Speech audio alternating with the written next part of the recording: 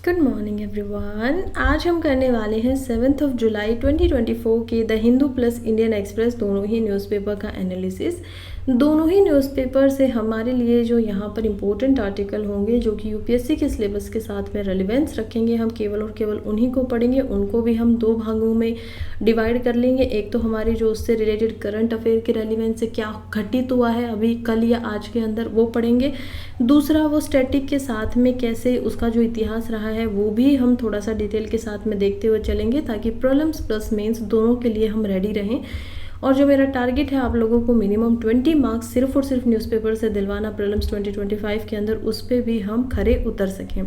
फिलहाल आगे बढ़ते हैं और उसी एम के ऊपर अभी चलते हैं। इसके लिए आपको क्या करना पड़ेगा, मैं जो क्वेश्चन लाई हूँ प्रैक्टिस क्वेश्चन प्रीलिम्स के लिए, उसका आंसर जरा दे दीजिए। करेक्ट स्टेटमेंट आपको बतानी है।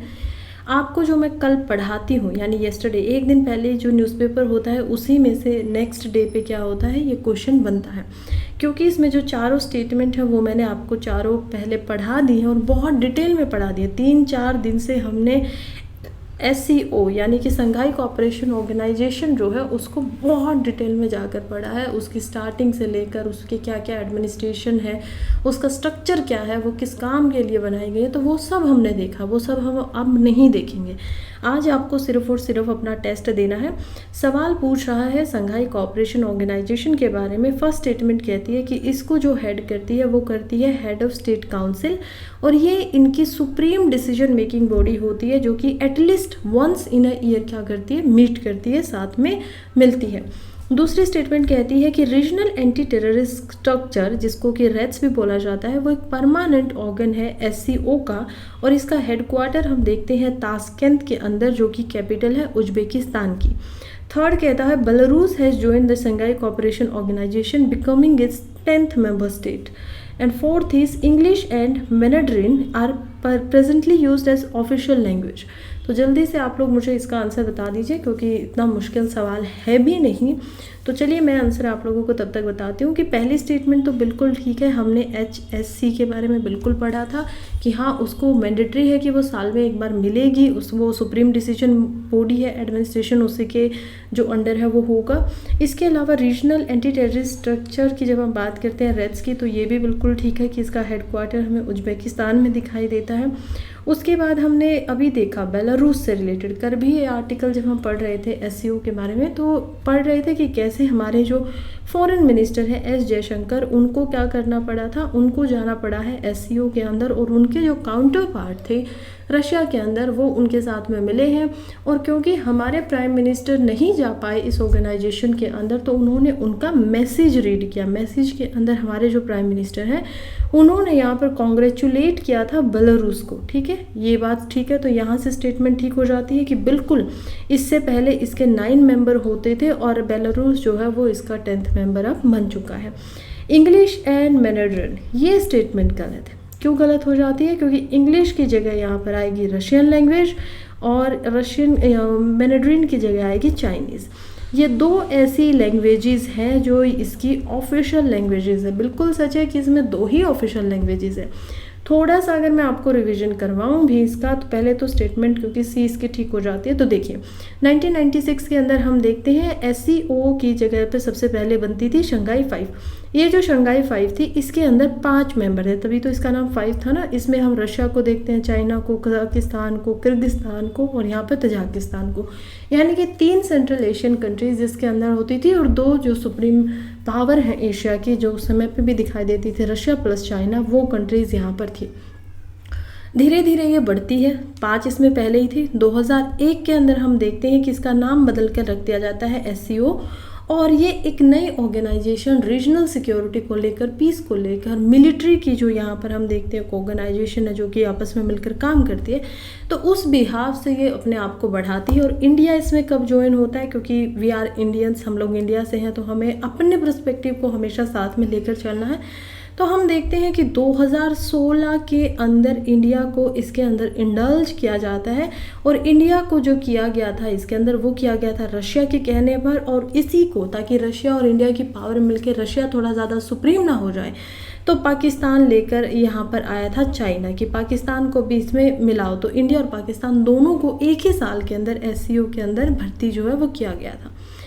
आई होप इतना सब कुछ अब रिवीजन आप लोगों का अच्छे से हो गया होगा। कुछ सवाल अभी भी रह गया हो तो मैंने आप लोगों के साथ नोट्स जो हैं एससीओ के ऊपर हैंडरिटन नोट्स भी शेयर किए हुए हैं टेलीग्राम ग्रुप के ऊपर, वहाँ से जाकर इसको कम्प्लीटली पढ़ सकते हैं। इसमें ऑब्जेक्टिव, एम, सब कुछ मैंने लिखा है, यानी कि पूरा का पूरा आपका मेंस के आंसर का स्ट्रक्चर बनाकर मैंने आप लोगों को दिया हुआ है, तो वहाँ से अदर जो इन्फॉर्मेशन है वो आप लोगों को मिल जाएगी।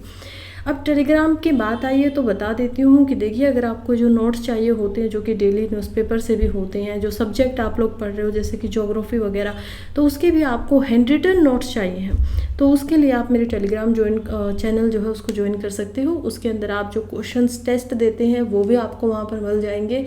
साथ ही में आपके जो मेन सब्जेक्ट हैं उनके नोट्स भी आपको डेली, लगभग डेली 1-2 दिन अगर स्किप भी होता है तो 1-2 दिन ही होता है, अदरवाइज़ ऑलमोस्ट वीक में 5 से 6 दिन के अंदर आपको नोट्स मिलते रहते हैं। तो उसके लिए आप मेरे टेलीग्राम चैनल को ज्वाइन कर सकते हैं, जिसका लिंक आपको कमेंट बॉक्स के अंदर मिल जाएगा।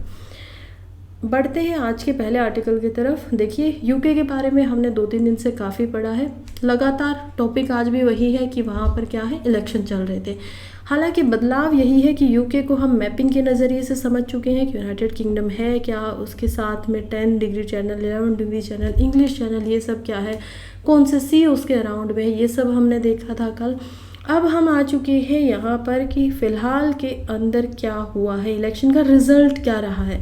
तो हम देखते हैं कि इलेक्शन के अंदर जो कि 4 जुलाई को यहाँ पर उनकी पूरी की पूरी वोटिंग हुई थी, उसमें जो ऋषि सुनैक थे, जो कि अभी प्रेजेंट यहाँ पर प्राइम मिनिस्टर थे कुछ समय पहले तक, इलेक्शन के पहले तक, इसको एक्स प्राइम मिनिस्टर भी बोल सकते हैं, तो उनका क्या हो गया है, वो एक्चुअली में हार गए हैं। देखिए, यहाँ पर 2 मेन पार्टीज़ थी जो साथ में लड़ रही थी, एक थी लेबर पार्टी, दूसरी थी कंजर्वेटिव पार्टी। तो क्योंकि हमने जो हमारा पॉलिटिकल सिस्टम है मेनली ब्रिटेन की तरह ही रखा है, वहीं से एक्चुअली लिया है, इंस्पायर्ड हम बहुत ज़्यादा है, तो वहाँ को अब आप आराम से समझ पाएंगे। वोटिंग जैसे वहाँ होती है, जैसे हमारे यहाँ पर प्राइम मिनिस्टर के लिए होती है, वैसे ही वहाँ पर भी जो पूरी वोटिंग है वो डायरेक्ट तरीके से करवाई गई थी।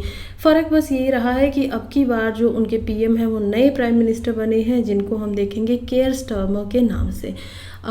इसके अलावा हम देखते हैं कि इनकी जो अपॉइंटमेंट की गई है वो की गई है वहाँ के मोनार्क के द्वारा। मोनार्क यानी कि राजा जो होता है, इंडिया में कोई भी राजा नहीं है। अब इनकी और हमारी एक ही डिफरेंस है कि इनकी जो पार्लियामेंट्री या डेमोक्रेसी होती है वो मोनार्की है, मोनार्किकल डेमोक्रेसी है।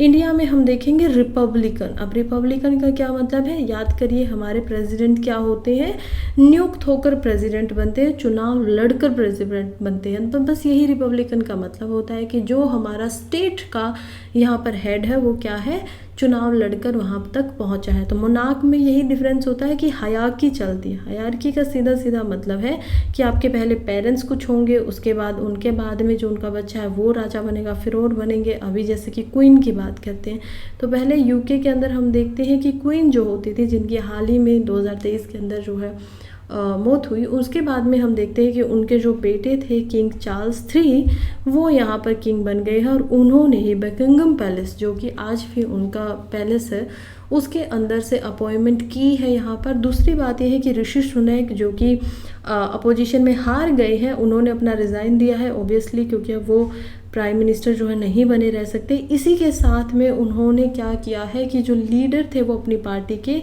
उससे भी जो रिजिग्नेशन है वो दे दिया है। तो अब पता नहीं कि उनके अपोजिशन का लीडर जो होगा वो कौन बनेगा। सीट्स की बात करें तो इनका जो हाउस ऑफ कॉमन है यानी कि लोकसभा है, उसके अंदर टोटल 650 सीट्स होती हैं, और यहाँ पर जो कंजर्वेटिव्स को मिली है वो मिली है 412 सीट, यानी जीतने के लिए जितनी सीट चाहिए थी उससे भी हम देखते हैं कि यहाँ पर 211 प्लस सीटें जो हैं वो इनको मिली हुई है। तो काफ़ी बड़ी बात है कि बहुत ही बड़ी जीत इनकी हुई है। हमारे लिए क्यों इम्पोर्टेंट हो जाता है, ऑब्वियसली जीएस पेपर 2 के अंदर इंटरनेशनल रिलेशंस हमें पढ़ने होते हैं, देश के हेड कौन बन रहे हैं, उनका कॉन्स्टिट्यूशनल फ्रेमवर्क कैसा है, हम किसी कंट्री के साथ में एंगेज हो रहे हैं तो किन कारणों की वजह से हो रहे हैं, तो ये एज ए यूपीएससी एस्पिरेंट आप लोगों को पता होनी चाहिए। तो उस लिहाज से हमने इस आर्टिकल को पढ़ा है। Next article again GS paper 2 से इम्पोर्टेंट हो जाता है। इसमें भी हम देखेंगे इंडिया और रशिया के रिलेशंस को, इंडिया और यूके के रिलेशंस को already we had discussed in earlier videos. Russia क्योंकि आज नया टॉपिक है तो ज़रा देख लेते हैं। तो मोदी जी ने क्या किया है कि अभी गए नहीं हैं लेकिन जाने वाले हैं रशिया के अंदर। ये फ़ोटो आप पहले का देख पा रहे हैं। अभी कब जा रहे हैं, तो यहाँ पर है रसिया के जो प्रेसिडेंट है व्लादिमीर पुतिन, इधर हमारे जो प्राइम मिनिस्टर है मिस्टर नरेंद्र मोदी, वो दोनों एक दूसरे से मिलने वाले हैं 8 और 9 जुलाई को मॉस्को के अंदर, मॉस्को यानी कि जो कि रशिया की कैपिटल है। तो ये हमारे जो फॉरेन सेक्रेटरी है और जो रशिया के फॉरेन सेक्रेटरी है, उन्होंने स्टेटमेंट दी है कि देखिए इंडिया और जो यहाँ पर रशिया के प्रेसिडेंट है वो जो मिलने वाले हैं वो एक्चुअली में नाटो के खिलाफ नहीं हो रहे हैं, क्योंकि बड़ा कोइंसिडेंट मान लीजिए या फिर पता नहीं इसके पीछे कोई बात है, कोई संदेश है जो रशिया और इंडिया देना चाहता है यूएसए को, क्योंकि यूएसए को भी 8 और 9 तारीख को एग्जैक्टली इन्हीं 2 डेट्स को नाटो का यहाँ पर क्या होने वाला है, कॉन्फ्रेंस होने वाली है, जो कि जो बाइडन अभी जो प्राइम मिनिस्टर है इवेंचुअली वहाँ पर भी जो प्रेसिडेंट के लिए, सॉरी मैंने प्राइम मिनिस्टर बोला, प्रेसिडेंट जो यूएसए के हैं उनके भी क्या हो रहे हैं, इलेक्शन एक्चुअली में वहाँ पर भी चल रहे हैं। तो नए प्रेसिडेंट कौन बनेंगे वो तो खैर जब रिजल्ट आएगा तब हम समझेंगे, लेकिन वो अभी नाटो यानी कि नॉर्थ अटलांटिक ट्रीटी ऑर्गेनाइजेशन जो है उसकी 75th यहाँ पर एनिवर्सरी समिट मना रही है। नाटो क्या है, कल के वीडियोज़ में आप देख सकते हैं, नाटो पे भी हमने बहुत ही गहराई में जाकर पूरा का पूरा रिसर्च मैंने आप लोगों को बनाया, कब बनी थी, क्या बनी थी, कौन से कंट्री सबसे ज़्यादा अभी जुड़ी है, कितने मेंबर हो चुके हैं, ये सब हमने डिस्कस किया। आप डेली उसी चीज़ को डिस्कस करने के लिए बैठ जाएंगे तो फिर आप लोग ही बोलते हो कि पूरा का पूरा न्यूज़पेपर में आप थोड़ा कम टाइम लगाया करें, राइट। तो ठीक है, आगे बढ़ते हैं। अभी इंडिया और रशिया के बारे में बात करें तो इंडिया और रशिया जो मिल रहे हैं वो एक्चुअली में 22nd एनुअल समिट के लिए मिल रहे हैं, यानी कि एनुअल है, हर साल हम लोग उनसे मिलते हैं। हालांकि 2021 के बाद में जब से कोविड आया था उसके बाद में अब हम 3 साल के बाद में इनसे जाकर मिलने वाले हैं, क्योंकि ना हम 2022 को मिले, ना 23 को, ना 24 को। तो इनके साथ में हमारी काफ़ी सारी बातें होंगी। एनुअल समिट है तो ट्रेड की, कनेक्टिविटी की, स्पेस की, ऑयल की, LNG की, defence supplies, payment issue, western sections, nuclear power reactor जो इंडिया की हाई एजेंडा फिलहाल चल रहा है, इन सारे मुद्दों के ऊपर दोनों ही जो कंट्री के हेड हैं वो क्या करने वाले हैं, आपस में बात करने वाले हैं। फिलहाल इंडिया और रशिया की टाइज़ की बात की जाए तो हम देखेंगे कि इंडिया और रशिया का जो रिलेशनशिप है वो काफ़ी पुराना रिलेशनशिप है। बात करें कि कब से ये जो रिलेशनशिप है, कब से ये जो रिश्ते हैं वो शुरू हुए थे, तो हम काफ़ी जो इम्पोर्टेंट रहा है डिप्लोमेटिक रिलेशन वो 1947 से ही हमने शुरुआत जो थी वो कर दी थी।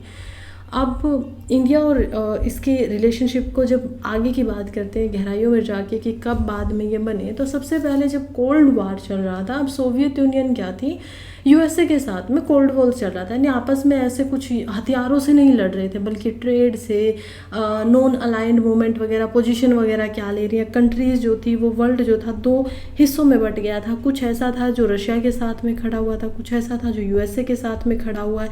तो इस मौके के बीच में भी इंडिया जो था वो अपनी नॉन अलाइंड मूवमेंट लेकर आया कि हम दोनों में से किसी के साथ नहीं है, हम अकेले ही खड़े हैं। उस समय पे इंडिया जो है वो डेवलपिंग नेशंस का एसओ का पार्ट था और उनका लीडर था नॉन अलाइन मूवमेंट के अंदर। फिलहाल देखें तो फिर हम आगे बढ़ते हैं और 1975 से पहले एक 1971 के अंदर इंडो सोवियत फ्रेंडशिप ट्रीटी की जाती है, जो कि होती है हमारी 1971 में जब इंडो पाक वॉर यहाँ पर हो रहा था। अब इसके पीछे का भी खेल है। देखिए, पाकिस्तान जो था उसको सपोर्ट मिल रहा था उस समय पे अमेरिका से, और हमारा जो दोस्ती हो जाती है, क्योंकि अमेरिका और रशिया दुश्मन है, तो दुश्मन का दुश्मन क्या होगा, दोस्त हो जाता है। तो क्योंकि यहाँ पर अमेरिका पाकिस्तान के साइड में था और इंडिया का दुश्मन था, तो हम देखते हैं रशिया हमारे साथ एक ट्रीटी करता है जो थी the Indo Soviet friendship treaty. यहाँ से वो हमारे साथ में खड़ा होता है, हमारे लिए जो शिप्स वगैरह, जैसे ही अमेरिका हमारे ऊपर अटैक करने के लिए आता है तो वो सामने आता है कि नहीं, अगर तुम इंडिया पे अटैक करोगे तो ठीक है, तुमको मेरे साथ भी लड़ाई करनी पड़ेगी। तो खैर हम अच्छे, क्योंकि अमेरिका का बहुत ज़्यादा इंटरफेयर फिर हो नहीं पाया because Russia was in front of him. तो हम देखते हैं कि हम जो वॉर था 1971 का वो जीत जाते हैं। Bangladesh as a new country अपना बन जाता है अलग से, और इसके बाद में फिर जो हमारी डिक्लेरेशन होती है इंडिया रशिया स्ट्रेटेजिक पार्टनरशिप की, उसको काफ़ी समय लगता है। 2000 में हम देखते हैं वो होती है। उसके बाद में 1975 में, क्योंकि अब हम फ्रेंड ही बन चुके थे, तो इंडिया अपनी पहली सैटेलाइट लॉन्च करता है आर्यभट्टा, और वो भी लॉन्च किया गया था सोवियत लॉन्च व्हीकल के द्वारा। क्या नाम था उसका, सोयूज। फिर हम देखते हैं 1988 के अंदर जो कि कुंडलाकुलम, आज के समय पे काफ़ी ज़्यादा न्यूज़ में था कुंडलाकुलम, और इवन प्रॉब्लम्स में इससे रिलेटेड सवाल भी आए थे। क्यों था न्यूज़ में? क्योंकि मैंने आप लोगों को पहले भी पढ़ा है। यहाँ पर अब हम जो है हमारे 4th स्टेज के अंदर जो न्यूक्लियर प्रोग्राम है उसके अंदर एंट्री करने वाले हैं। अब हमारा जो न्यूक्लियर प्लान होगा वो जो कि obviously doctor APJ Abdul Kalam के द्वारा बनाया गया था, उसमें स्टेजेस बनाई गई थी। पहले यूरेनियम का इस्तेमाल कर रहे थे, फिर हम टाइटेनियम का इस्तेमाल कर रहे थे, अब हम प्लूटोनियम का इस्तेमाल करेंगे एज ए फ्यूल की तरह, और जो एनर्जी है न्यूक्लियर के अंदर उसको और ज़्यादा बेहतर बनाएंगे। तो काफ़ी लंबा जो ये प्रोसेस है ये already doctor APJ Abdul Kalam जो थे वो बनाकर जा चुके थे। और इन्होंने क्या किया कि कुंडकुलम जो न्यूक्लियर पावर प्लांट एग्रीमेंट किया, इसमें इन्होंने भी इन्वेस्टमेंट की और इंडिया ने भी खुद से अपना जो इन्वेस्टमेंट है वो किया। फिर हम देखते हैं 1993 में एक और treaty of friendship and cooperation हमारी होती है। 2000 के अंदर हमारी जो इंडो रशिया स्ट्रेटेजिक पार्टनरशिप है वहाँ से हमारे एनुअल समिट होने शुरू हो जाते हैं। इसी वजह से क्योंकि 2 साल बीच में हम लोग नहीं जा पाए, तो अब कौन सा आ रहा है 22nd एनुअल समिट। देखिए 2000 से लगातार हर साल ये समिट हुआ है। 2021 के बाद से हम देखते हैं 2021 के बाद 22 में नहीं हुआ, 2023 में नहीं हुआ, तो अब जो 2024 में हो रहा है 22nd हो रहा है, और उसकी शुरुआत हुई थी ईयर 2000 से। अब ये जो स्ट्रेटेजिक पार्टनरशिप बनाई गई थी इसमें इंडिया रशियन की टाइज को एक नया करेक्टर, एक नया किरदार देने की कोशिश की गई, जिसमें हमारी जो कोऑपरेशन के लेवल्स हैं उनको हमने लगभग हर जो एरियाज़ हैं, हर जो अगर मैं आपको बोलूँ कि क्षेत्र होते हैं उनके अंदर बायलैटरल रिलेशनशिप में क्या कर दिया, बढ़ा दिया कि हम न्यूक्लियर में भी काम कर रहे हैं, बहुत अच्छी बात है। अब हम डिफेंस में भी काम करेंगे, रेलवे में भी काम करेंगे, हर एरिया के अंदर बेसिकली, चाहे वो ट्रेड हो, चाहे वो यहाँ पर डिफेंस की बातें हो रही, उस तक ये बढ़ा दिया गया था। फिर 2010 आता है। 2010 में हम देखते हैं कि हमारी जो ट्रीटी थी वो थोड़ी और बढ़ जाती है। ये बढ़ती है special and privilege strategic partnership के नाम से। अब इसमें क्या देख रहे हैं, इसमें इस समय पे क्या हो रहा था कि जो रशियन प्रेसिडेंट थे वो इंडिया में आए थे दिसंबर 2010 के अंदर में, और जब वो इंडिया में आते हैं तो उन्होंने हमारी जो पार्टनरशिप थी जो कि स्ट्रेटेजिक पार्टनरशिप थी, इस स्ट्रेटेजिक पार्टनरशिप को बढ़ा दिया special and privilege strategic partnership के साथ में। स्पेशल यानी कि बहुत विशेष है, प्रिविलेज यानी कि इनको हम कोई भी फ़ायदा थोड़ा सा ज़्यादा देंगे as compare to any other countries जिसके साथ में हम लगे हुए हैं। फिर हम देखते हैं 2021 में, जहां पर पहला इंडिया रशिया 2+2 मिनिस्ट्रियल डायलॉग भी हुआ था। अब हम अगर कुछ और मुद्दों की बात करूं तो देखिए एनर्जी सिक्योरिटी पे हमारी बहुत अच्छी जो कॉपरेशन है वो हम देख पाते हैं। रशिया जो है वो वर्ल्ड का सबसे ज़्यादा लार्जेस्ट रिजर्व रखता है नेचुरल गैस का, ग्लोबल जो लार्जेस्ट रिजर्व होते हैं, तो वहाँ से इंडिया ने अपना ट्रांजिशन शुरू किया। हमने जो रिलायंस है हमारी नेचुरल गैस के ऊपर, वहाँ पर हमने देखा कि कैसे रशिया ने आज तक हमें सपोर्ट करके रखा हुआ है। इंडिया एक्टिवली एंगेज्ड है, हाइड्रोकार्बन्स हम रशिया से लेते हैं, रशिया हमारा इम्पोर्टेंट पार्टनर है peaceful use of nuclear energy के लिए। द कुंडमकुलम न्यूक्लियर पावर प्लांट जो है वो तमिलनाडु के अंदर जो बिल्ड किया गया है उसमें पूरी की पूरी टेक्निकल असिस्टेंस रशिया के द्वारा हमें दी गई थी। तो एनर्जी सिक्योरिटी हमें रशिया देता है, और यही कारण है कि हम रशिया से यहाँ पर पहुँचने के लिए, ताकि वाइल लैंड भी हम रशिया से कनेक्ट हो पाए, तो क्या बनाया जा रहा है INTS। तो इंडिया का जो इंटरनेशनल हम यहाँ पर ट्रेड रूट बना रहे हैं जो कि ईरान से होते हुए यहाँ पर जो ग्वादर पोर्ट है पाकिस्तान का, उसकी जगह पर हम ईरान का जो पोर्ट है उसके ऊपर यहाँ पर इन्वेस्टमेंट कर रहे हैं ताकि जाते जाते मेडिटेरियन से होते हुए डायरेक्टली रशिया के अंदर एंट्री हमें मिल पाए। इकोनॉमिक कवरेज की बात भी करें तो इंडिया जो है वो एक्चुअली रशिया के तो बहुत सारे और भी ट्रेडिंग पार्टनर हैं, लेकिन इंडिया का जो 7वां बिगेस्ट ट्रेडिंग पार्टनर है वो एक्चुअली में रशिया ही है। बायलैटरल ट्रेड लगभग यहाँ पर $45 बिलियन तक का पहुँच चुका है, और ये बढ़कर 50 बिलियन तक का हो जाएगा 2025 तक। तो अभी तक का 2024 का ये डाटा था। हम देख रहे हैं यहाँ पर कि काफ़ी ज़्यादा जो बायलैटरल इन्वेस्टमेंट है वो इंक्रीज़ हो रही है, और यही फिर से वही कारण है कि अगर हम इनके साथ में वाइलैंड जुड़ेंगे, सेंट्रल एशियन कंट्रीज़ के साथ में भी जुड़ेंगे, तो ये जो इन्वेस्टमेंट है वो और भी ज़्यादा बढ़ेगी इन फ्यूचर। जियो पॉलिटिक्स की बात करें तो देखिए बैलेंस करने का बहुत काम आता है रशिया को, क्योंकि चाइनीज़ अग्रेशन जो है उसको काउंटर बैलेंस कर देता है। चाइनीज़ अग्रेशन को तो हम बॉर्डर एरियाज़ में देखते ही हैं। लद्दाख का किस्सा तो आप सभी को याद ही होगा, कितनी बार मैं बता चुकी हूँ। तो इंडिया चाइना के जो रिलेशन है वहाँ पर हम देखते हैं कि रशिया जो है वो एक्चुअली में, क्योंकि चाइना को भी थोड़ा सा कंट्रोल में रखता है, चाइना को भी वो दिखाता है कि जो टेंशन्स हो रही है उनको डिफ्यूज़ करे। और हम जो मल्टीपोलर वर्ल्ड चाइना और रशिया चाहता है लेकर आना, कि यूएसए की पावर कम हो, यूनिपोलर सिर्फ यूएसए एक सुपर पावर ना हो बल्कि हम लोग भी यहाँ पर हैं, तो उस तरीके से वो उसको मना पाता है, बैलेंस कर पाता है। चैम्पियंस तो हैं ये मल्टीपोलरिज्म के, रशिया और इंडिया। इवन इंडिया इटसेल्फ जो सपोर्ट करता है वो एक मल्टीपोलर वर्ल्ड को सपोर्ट करता है। इसके अंदर राइजिंग रशिया भी है जो कि ग्रेट पावर स्टेटस अपना रिकवर करना चाहता है, पाना चाहता है। इसके अंदर इंडिया भी है जो कि यूएनएससी के अंदर, यूनाइटेड नेशन सिक्योरिटी काउंसिल जो है उसके अंदर अपनी एक परमानेंट सीट चाहता है, ताकि ग्लोबल स्टेटस जो है हमारा वो और अच्छा हो सके। इसके अलावा मॉस्को जो है वो लंबे समय तक इंडिया को यहाँ पर परमानेंट मेंबर बनाने के लिए सिक्योरिटी काउंसिल में डिज़ायर कर रहा है।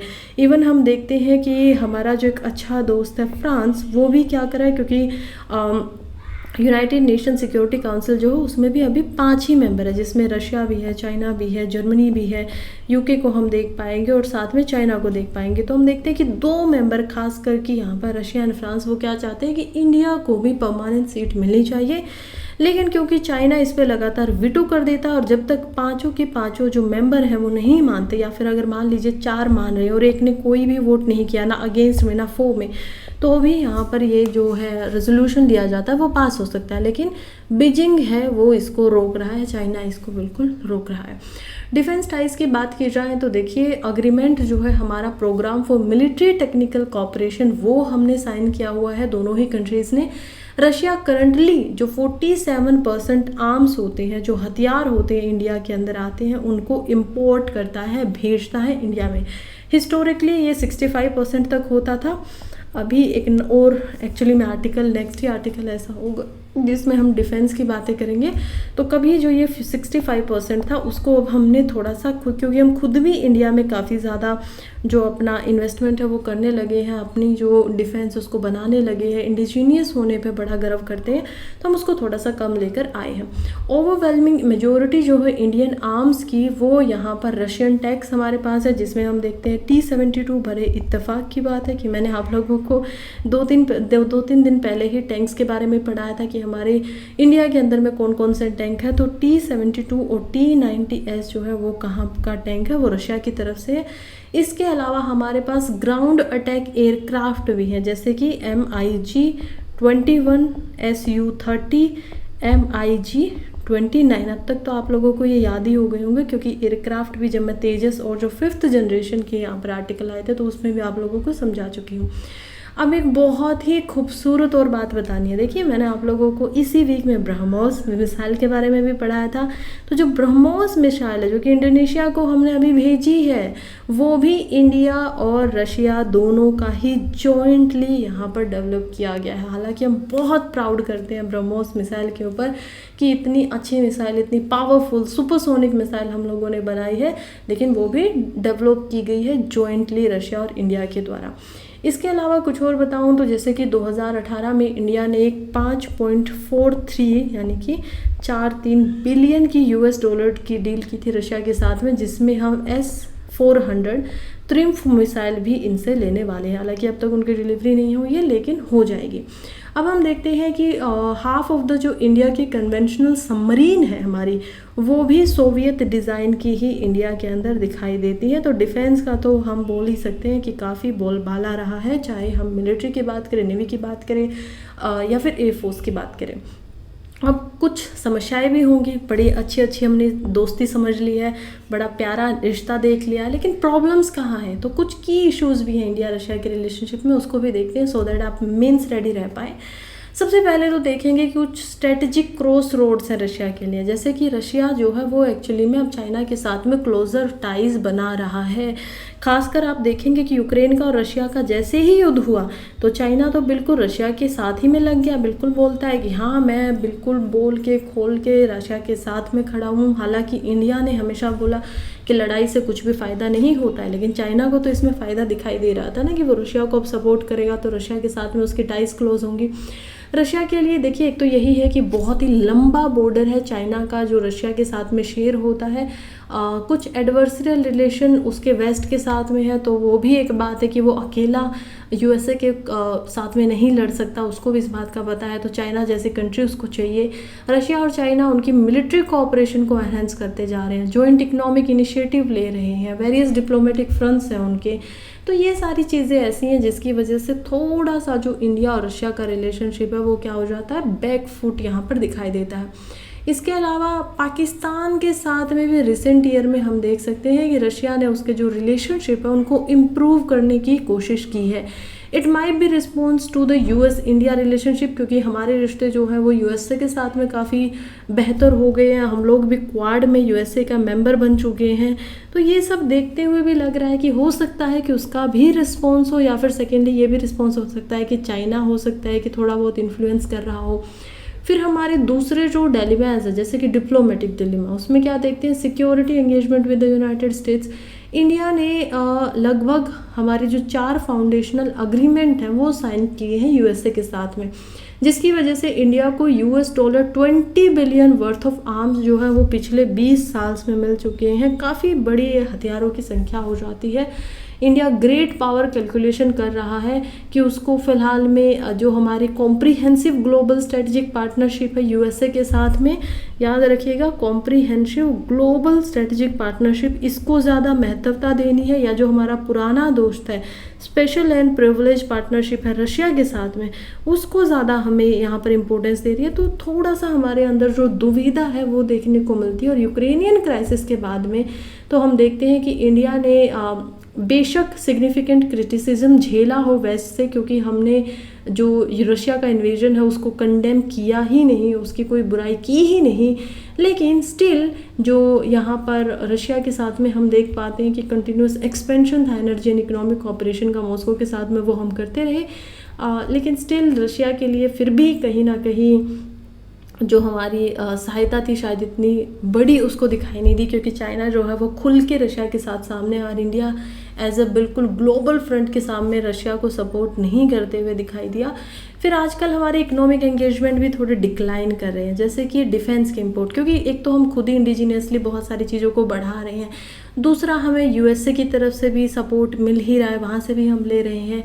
तीसरा यही है कि जैसे कि जो डाइवर्सिफाई हम करना चाहते हैं कि सिर्फ रशिया से ही क्यों लेना है, क्योंकि मान लीजिए यूएसए के पास में एक ऐसा हथियार है जो रशिया के हथियार से ज़्यादा स्ट्रॉन्ग है, तो हमें अपने डिफेंस के बारे में भी तो सोचना होगा ना कि हमें अपनी दोस्ती ही निभानी है या फिर हमें ऐसी कंट्री मिलना है। क्योंकि मान लो पाकिस्तान तो रशिया यूएसए वाले हथियार को ले लेगा, वो तो हमारा पड़ोसी है, लड़ने को बिल्कुल तैयार बैठा हुआ है। अगर हमारे पास उतने स्ट्रॉन्ग वेपन्स नहीं होंगे तो फिर फ़ायदा क्या हुआ, राइट। दूसरा हम देखते हैं पोस्ट पुअर सेल सर्विसेज वगैरह को, जिसमें जो इंडिया की जो सेल सर्विसेज दी जाती है, मेंटेनेंस वगैरह जो होती हैं, मान लीजिए इन्होंने एक वेपन भेजा, या मान लीजिए MiG-21 को ही भेज दिया, अब ये एयरक्राफ्ट है, अब इसके अंदर अगर कुछ सेल हो चुकी है, सामान आ चुका है, अब इसमें कुछ डिससेटिस्फेक्शन है, तो काफ़ी, एक तो रूट बहुत दूर है, तो जो सर्विसेज बाद में मिलनी चाहिए, मेंटेनेंस दी जानी चाहिए, वो मेंटेनेंस पे भी रशिया जो है बहुत अच्छे लेवल पे ऐसे सुप्रीम मेंटेनेंस क्वालिटी प्रोवाइड नहीं करता है। ये भी एक प्रॉब्लम है। तो अब आगे क्या समाधान होना चाहिए, एक तो हमें हमारे जो डिफेंस डायनामिक्स है उनको बैलेंस करना चाहिए, क्योंकि एक तो हमारी जो डिफेंस कोलैबोरेशन है इससे वो भी एनहेंस होगी, स्ट्रेटेजिक डिफेंस पार्टनरशिप हमारी कंटिन्यू रहनी चाहिए, मॉडर्नाइजेशन के ऊपर ज़्यादा ध्यान देना चाहिए, हमारा जो डिफेंस कोलैबोरेशन है उसको डाइवर्सिफाई करो क्योंकि वो कंट्री के लिए अच्छा है। लेकिन इसका मतलब ये भी नहीं है कि हम बिल्कुल ही रशिया को बैक फुट पे रख दें, नहीं, उसके साथ में भी जो हमारी इतनी अच्छी खासी स्ट्रेटेजिक डिफेंस पार्टनरशिप है उसको हमें कंटिन्यू रखना चाहिए। दूसरा हम डिफेंस में क्या कर सकते हैं, दूसरा कर सकते हैं जॉइंट मिलिट्री प्रोडक्शन। अब इसमें क्या हो सकता है, GMP, यानी कि जो दोनों ही कंट्रीज़ हैं वो ये डिस्कस कर सकती हैं कि वो कैसे इंडिया को एज द प्रोडक्शन बेस बना सके, ताकि जो थर्ड कंट्रीज़ हैं Russia origin equipment and services को यहाँ पर ले सके। जैसे इंडोनेशिया का ही आप देख लीजिए ना, इंडोनेशिया ने अभी हमसे क्या खरीदा था, ब्रह्मोस मिसाइल खरीदी थी। अब रीज़न फॉर दैट, क्योंकि चाइना का अग्रेशन इंडोनेशिया की तरफ हम ऑलरेडी देख ही सकते हैं। तो रशिया ने, क्योंकि प्रोडक्शन जो ब्रह्मोस की है वो इंडिया में ही हुई है, तो ऐसा और भी हो सकता है कि हम जॉइंट मिलके इंडिया के अंदर ऐसा एक वेंचर बनाए जिसमें इंडिया के अंदर ही जो वेपन्स है, प्रोडक्शन है वो हो रहा है, और जो दूसरी कंट्रीज़, थर्ड वर्ल्ड कंट्रीज़ जो है उनको हम भेजें रशियन इक्विपमेंट एंड सर्विसेज वगैरह। और ये हो सकता है। तो ये इसमें ब्रह्मोस के अलावा कहीं और के जो कॉपरेशन है, सबमरीन वगैरह, टैंक्स वगैरह, या फिर जो और आर्म्स है उस पर हम ये देख सकते हैं, कर सकते हैं। इससे दोनों ही कंट्रीज़ का फ़ायदा होगा। इकोनॉमिक एंगेजमेंट की बात करें तो ये भी ठीक है कि डाइवर्सिफिकेशन जो है इकोनॉमिक टाइज का, वो अच्छी बात है। दोनों ही कंट्री डाइवर्सिफाई कर रही हैं अपने इकोनॉमिक रिलेशंस को, वो भी चाइना के साथ में भी अपना रिश्ता रखती हैं। ऐसा तो नहीं है कि रशिया चाइना के लिए हमारे लिए चाइना को जो है वो पीछे छोड़ देता है, नहीं छोड़ता है। तो वैसे ही हमें भी क्या करना चाहिए, अपने इकोनॉमिक रिलेशन को एक्सपेंड करना चाहिए, बढ़ाना चाहिए। लेकिन अब दोनों कंट्री आपस में बायलैटरल के अंदर नए सेक्टर पे भी काम कर सकते हैं। फॉर एग्जांपल AI वगैरह काफ़ी आ गए हैं, या फिर हम बात करें फूड के एक्सपोर्ट्स की, या फिर डेयरी जो है इंडिया में, कल ही हमने देखा कि कैसे उसमें कभी कभी सरप्लस हो जाता है मिल्क वगैरह का। तो ये ऐसे एरियाज़ हैं जिसके अंदर जो ट्रेड है वो इंक्रीज़ किया जा सकता है, कोलैबोरेट करके वॉल्यूम्स वगैरह, इन्वेस्टमेंट को इनकरेज किया जा सकता है कि हमारे यहाँ पर कोई ऐसी चीज़ में वो इन्वेस्ट कर रहे हैं। फिर हम देखते हैं ट्रेड फैसिलिटेशन की, दोनों कंट्रीज़ को काम करना चाहिए कि जो ट्रेड के बैरियर लगाए जाते हैं, ट्रेड में क्या बैरियर हो सकता है, टैरिफ हो सकते हैं कि आपने 10-20% पे कुछ ऐसा रखा हुआ है कि 100 रुपये की चीज़ अगर इंडिया से जाएगी तो उस पर 10% का टैक्स है, वो गवर्नमेंट लेगी, तो वो अब रशिया में 110 रुपये की बिकेगी। तो क्योंकि हो सकता है कि रशिया में वही चीज़ 95 में कोई प्रोड्यूस करके दे रहा हो, तो इंडिया की कम ली जाएगी, तो इंडिया को नुकसान ही होगा, क्योंकि उसके ऊपर ट्रांसपोर्टेशन का भी खर्चा लग रहा है, राइट। तो इसमें थोड़ा सा हमें काम करना चाहिए कि हम थोड़े जो ट्रेड के बैरियर्स वगैरह हैं, ट्रेड का प्रोसेस है, उसको सिंप्लीफाई करें और रिड्यूस करें, ताकि दोनों कंट्रीज़ के अंदर जो ट्रेड है वो एनवायरनमेंट और बिजनेस के लिए स्मूथली ऑपरेट हो सके। एक और बहुत अच्छा मुझे याद आ रहा है, रुपी प्लस रूबल का मैकेनिज्म। और रूबल क्या है, रूबल जो होती है, जैसे रुपी इंडिया की करेंसी है, वैसे ही रूबल जो है वो रशिया की करेंसी है। अब ये जो मैकेनिज्म लगाया गया था, ये RBI के द्वारा लेकर आया गया था 2022 में, क्योंकि उसी समय पे रशिया और यूक्रेन का वॉर हो रहा था।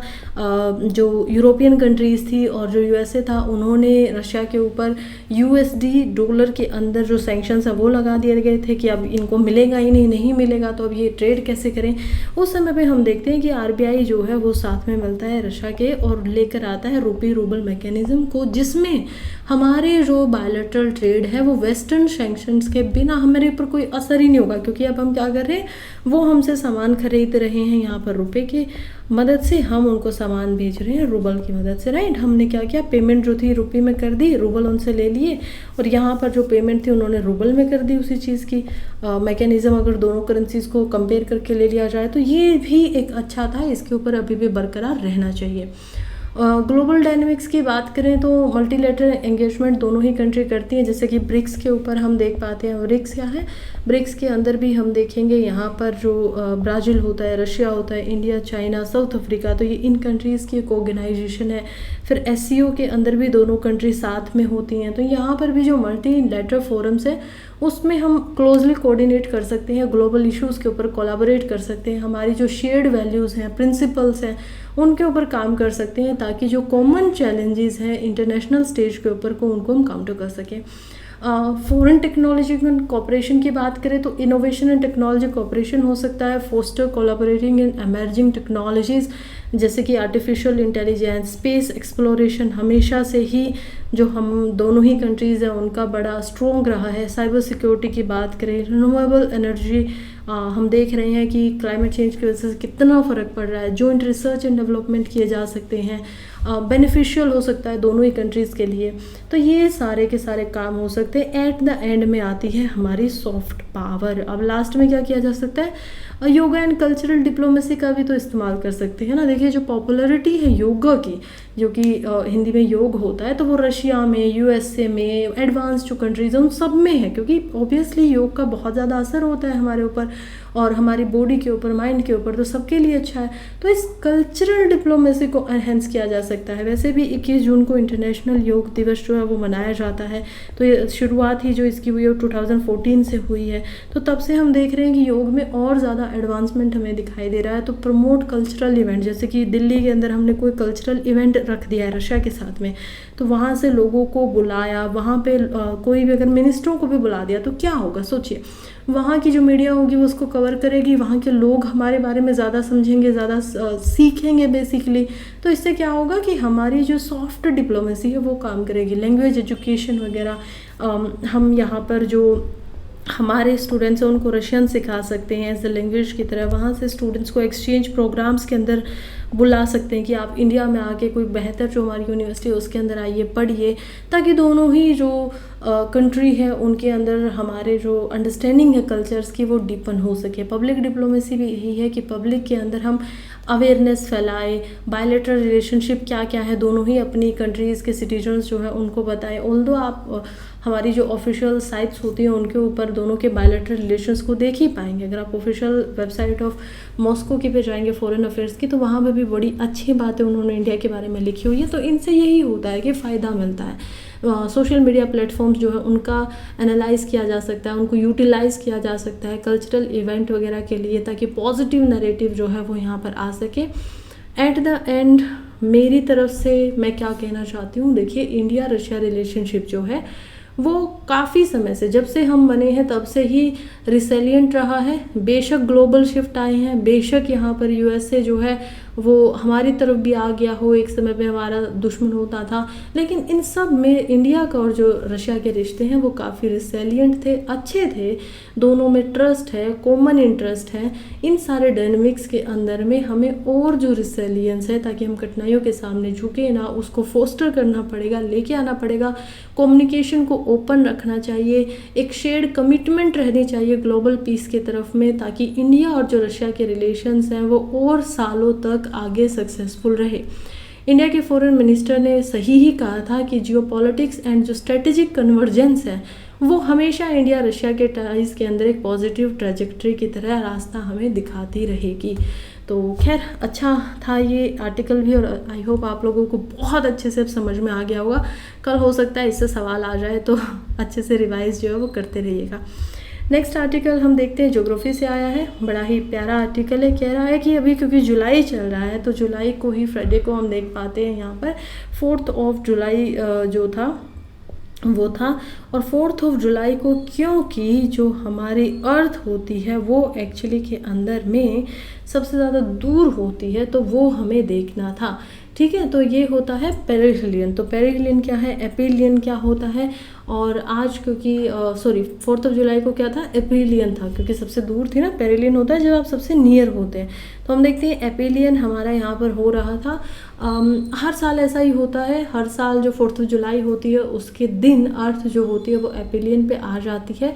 कल हमने जब मैं आप लोगों का टेस्ट ले रही थी तो मैंने एक बहुत ही अच्छा क्वेश्चन इससे रेलिवेंट डाला था, और वो क्वेश्चन था भी एलिप्टिकल के ऊपर। तो मैंने आप लोगों को कल बताया था कि हमारी जो अर्थ होती है वो ऐसे रेगुलर गोल गोल नहीं घूमती है। गोल घूमती तो कैसे घूमनी चाहिए थी, ये सन है, कुछ इस प्रकार से हमारी अर्थ को ऑर्बिट करना चाहिए था, लेकिन हमारी अर्थ ऑर्बिट करती है इस टाइप से। तो ये क्या आपको बिल्कुल राउंड शेप्ड, बिल्कुल गोल दिखाई दे रहा है? नहीं है गोल, राइट।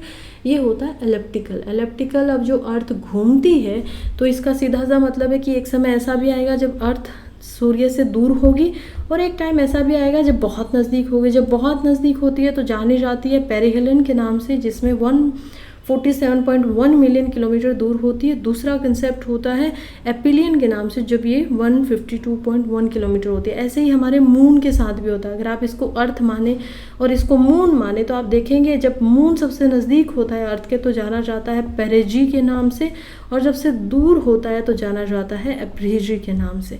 तो ये भी दो कंसेप्ट हैं ज्योग्राफी के, बड़े अच्छे कंसेप्ट हैं। यूपीएससी के जो प्रीलिम्स है उसमें पीवाईक्यू जो है इस कंसेप्ट के ऊपर आया हुआ है, तो ठीक है, आप लोगों को एक रिवीजन जो है यहाँ से मिल जाता है। नेक्स्ट आर्टिकल की तरफ बढ़ते हैं, जो कि है बैलेंस ऑफ पेमेंट के ऊपर लिखा गया है उदित मिश्रा के द्वारा। कह रहे हैं कि इंडिया का जो करंट अकाउंट है रजिस्टर्ड किया है उसने एक सरप्लस को Q4 में 2023-24 का, बट करंट अकाउंट सरप्लसेस जो होते हैं वो ज़रूरी नहीं है कि हमेशा अच्छे ही हों, ये कभी कभी या फिर जो डेफिशिएंट होते हैं वो हमेशा बुरे ही हों। तो चलिए सबसे पहले समझते हैं कि करंट जो अकाउंट होता है वो क्या होता है, बैलेंस ऑफ पेमेंट एक्चुअली में है तो है क्या। देखिए लास्ट वीक ही आरबीआई जो है उनकी तरफ से डाटा को शेयर किया गया है, और आरबीआई जो डाटा शो करता है उसके अंदर बहुत सारे डाटा होते हैं। इंडिया के करंट अकाउंट रजिस्टर का डाटा उन्होंने शो किया, जिसमें हमारा जो फोर्थ क्वार्टर क्या होता है, जनवरी से मार्च तक, क्योंकि हमारा जो साल शुरू होता है इकोनॉमिक ईयर वो शुरू होता है अप्रैल से, और अप्रैल से हर 3-3 महीने के अंदर हम देख पाएंगे फिर फर्स्ट क्वार्टर होगा, फिर सेकेंड होगा, फिर फोर्थ होगा। ऐसे जनवरी से जो मार्च का हमारा 2023-24 का फाइनेंशियल ईयर था उसके अंदर हमारा जो करंट अकाउंट है उसके अंदर इंडिया में जो फाइनेंशियल स्टेटमेंट है वो क्या है, सरप्लस दिखाई दे रही है। अब ये लगातार 11 महीने के बाद हुआ है कि किसी क्वार्टर के अंदर इंडिया ने सरप्लस को देखा है। तो क्या ये अच्छी बात है या फिर ये बैलेंस ऑफ पेमेंट होता क्या है। बैलेंस ऑफ पेमेंट की अगर बात करूँ तो एक एसेंशली हम देखेंगे एक ट्रांजिशन दिखाता है, यानी कि हमारी कंट्री है, बैलेंस ऑफ पेमेंट हम देख रहे हैं, इसमें हमने कितने ट्रेड्स को बाहर भेजा। मान लीजिए हमारे पास 100 ही कोई चीज़ है, उसमें से हमने 60 को बाहर भेज दिया, 40 को हमने अपने पास रखा, यूज़ कर लिया, फिर हमने किसी से बाहर से भी लिया तो 50 को हमने लिया, और हमारे पास 40 खुद ही था। तो ये जो डिफरेंस आया कि हमने 60 को भेजा था, 50 को हमने लिया, तो 10 चीज़ का हमने क्या दिया था, ज़्यादा भेजा, यानी कि हमारे पास पैसे भी ज़्यादा आए होंगे। ये होता है सरप्लस होना। अब कोई चीज़ 100 ही है, 100 शर्ट है फॉर एग्जांपल, इन 100 शर्ट्स के बदले में पैसे में जो इनसे हमें मिलेगा उसके बदले में हमने 100 टी शर्ट्स को ख़रीदना है। अब इसके लिए सेम हम इसकी कीमत अभी के लिए मान लेते हैं कि 100 टी शर्ट्स का भी रेट सेम है, 100 शर्ट्स का भी रेट सेम है। ये जो टी शर्ट्स हैं ये खरीदनी है हमें यूएसए से। अब यूएसए ने हमारी एक्चुअली के अंदर में 50 शर्ट्स को ले लिया, ठीक है, और उससे ज़्यादा वो ले नहीं रहा है, लेकिन क्योंकि हमें 100 चाहिए थी तो हमने क्या किया, 100 टी शर्ट को यूएसए से ख़रीद लिया। अब हम क्या चले गए, 50 के डेफिशिएट में चले गए, क्योंकि रेट सेम था ना, तो 50 उन्होंने हमारी नहीं खरीदी लेकिन हमने तो उनसे पूरी 100 ली, तो हमारा डेफिशिएट हो गया, घाटा हो गया, कमी हो गई है किसी चीज़ की। ये होता है डेफिशिएट और सरप्लस का निकालने का थोड़ा तरीका। तो बेसिक बात यही है कि कोई भी कंट्री कितनी मनी को यूएस डॉलर के अंदर जब आप देखेंगे तो वो इतना पैसा है जो इंडिया से बाहर जा रहा है, और इतना पैसा है जो इंडिया के अंदर आ रहा है, उसकी काउंटिंग को ही यहाँ पर बैलेंस ऑफ पेमेंट कहा जाता है, जो पैसे बाहर गए और जो पैसे इंडिया के अंदर वापस आए। तो यही बात है कि इंडिया के अंदर अभी जो फोर्थ क्वार्टर है उसमें एक्चुअली में क्या हुआ है, हमारा सरप्लस हुआ है। नेक्स्ट हम आर्टिकल की तरफ बढ़ते हैं, जो कि अगेन इंडियन एक्सप्रेस से है। बात कर रहा है how Agniveer compensation differs from a regular soldier. देखिए अब यहाँ पर क्या हुआ है ना कि लीडर ऑफ अपोजिशन हमारे जो है राहुल गांधी, उन्होंने एक जो अग्निवीर थे, अग्निवीर आप लोगों को पता होगा आर्मी की एक सर्विस है जिसमें 4 साल के लिए क्या किया जाता है, पहले सोल्जर्स को लिया जाता है, उसमें से 30% को हम देखते हैं कि वो परमानेंट हो जाते हैं, और जो नहीं हो पाते उनको घर पर वापस भेज दिया जाता है। तो उन्होंने बोला था कि अजय कुमार जो कि एक लैंड माइन ब्लास्ट के अंदर उनकी मौत हो गई थी, उनको गवर्नमेंट के द्वारा यहाँ पर कंपनसेशन नहीं दिया गया, लेकिन डिफेंस मिनिस्टर बोलते हैं कि उनको कंपनसेशन की लगभग 1 करोड़ की रकम जो है वो ऑलरेडी दे दी गई है, इतना उनको मिलना चाहिए था। तो यही बता रहे हैं कि कैसे एक जो सोल्जर होते हैं और अग्निवीर होते हैं उनमें क्या क्या डिफरेंस होता है। सबसे पहले तो इंश्योरेंस और एक्स ग्राइटेरिया की बात करें तो जो डेथ होती है रेगुलर सोल्जर्स की, उसको क्लासिफाइड किया गया है कैटेगरी 1 से लेकर कैटेगरी ई तक, तो ए से लेकर ई तक। उसके बाद जो अग्निवीर है उनको XYZ के अंदर कैटेगराइज करके बताया गया है किनको कितना इंश्योरेंस मिलेगा, किनको कितना एक्स ग्राइटेरिया मिलेगा, किनको कितने पैसे जो है वो एज अ कंपनसेशन के रूप में दिए जाएंगे। तो हम देखते हैं कि नॉर्मल जो सोल्जर होते हैं, अगर उनकी डेथ एक्चुअली में ड्यूटी वगैरह पे नहीं हुई है तो उनको खास सा कोई कंपनसेशन नहीं दिया जाता है कैटेगरी ए के अंदर में। और अगर उनकी डेथ जो है वो एक्चुअली में ड्यूटी करते हुए हुई है तो उनके लिए अलग अलग कैटेगरीज है, जैसे कि उनको इंश्योरेंस का पैसा मिलता है, उनको एक्स ग्राइटेरिया का पैसा मिलता है, उनको एडिशन में भी पैसा दिया जाता है। सेवा निधि जो है अग्निवीर के लिए वो भी चलाई गई है, उनमें उनसे भी पैसा दिया जाता है। बस जो रेगुलर सोल्जर होते हैं उनका डिफरेंस यही होता है कि उनको क्या होती है, रेगुलरली जो उनकी पेंशन होती है उनकी डेथ के बाद में वो भी मिलती है, जो कि जो अग्निवीर है उनको नहीं दी जाती, उनको वन टाइम कंपनसेशन ऑलरेडी मिलता है। इसके अलावा अगर कोई ऐसी डेथ है जो मिलिट्री सर्विस के टाइम पे हुई है और उनको 60% सोल्जर की जो लास्ट पे सैलरी थी वो मिलती है। और अगर कोई जो मान लीजिए सोल्जर है वो किसी ऑपरेशन के दौरान जो है उसकी डेथ हो जाती है तो उनको 100% जितनी उनकी सैलरी थी उसका 100% ही पेंशन के रूप में मिलता है और ये सारा का सारा पैसा टैक्स फ्री होता है। नेक्स्ट आर्टिकल की तरफ बढ़ते हैं, जो कि है why China wants to build a rail network to Singapore via South East Asia. देखिए साउथ ईस्ट एशिया के अंदर में, जिसके अंदर हम थाईलैंड, वियतनाम, कंबोडिया और सिंगापुर को देखेंगे, उसके अंदर चाइना जो है वो एक रेल नेटवर्क बना रहा है, सिंगापुर से साउथ ईस्ट एशिया में उसको मिला रहा है। इसके पीछे का कारण क्या है? सबसे पहले जो ये बन रहा है बेल्ट एंड रोड इनिशिएटिव के अंडर में चाइना का जो चल रहा है, और उसी के अंदर में 2020 से इसके ऊपर काम चल रहा है, जो कि लगभग 2028 तक जाकर ये पूरा होने वाला है।